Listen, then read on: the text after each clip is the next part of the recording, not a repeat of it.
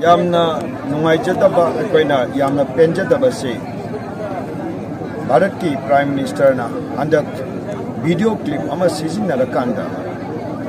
magi numit humudra mapan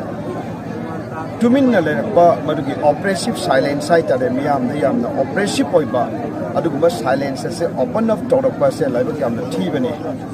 maramdi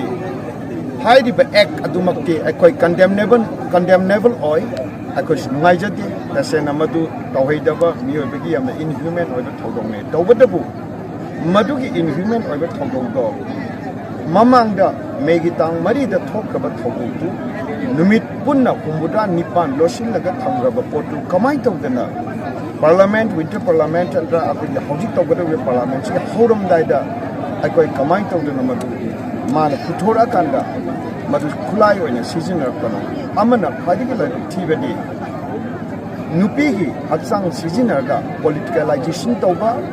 warring factions in marakta michang khomnaba se masigi masimaksina hena haiba video clip aduni hena sathi aduna akonbada aina thamjaningbadi tasengna haiba video clip nataga magi 79 days aigi miyam aigi Laibak kairaba bhawbata Tuminna Leiruraga hojikta madugi video clip adu Sijinnaraga Manipurda nomada megitang ahumdagina mari bhawbada yum lising amaga changa hena chakiba adugi matung tarakpada mi kya siriba hojik laikaliba thawai sing asina karyam narakanda madugi thodok ama lairibado maduna yam selective oina lisang china lakriba crime mayam adu hundu amakanda crime amakhak laukalakanda laihodiba crime sing ado madu erase tawani muchatkani nataga madu balance tawni na khanba taragadi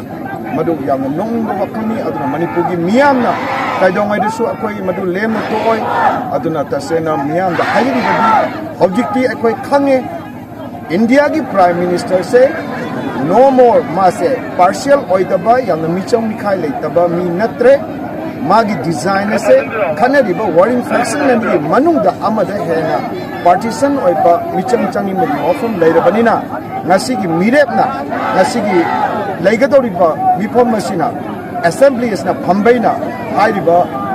mayamgi Prime Minister nena leiriba Narendra Modi na habigi bot adugi mayokta aikoina kari khongchang logate ge haibado ngasi ware foina aikoi miyam ga loina ngasi lojari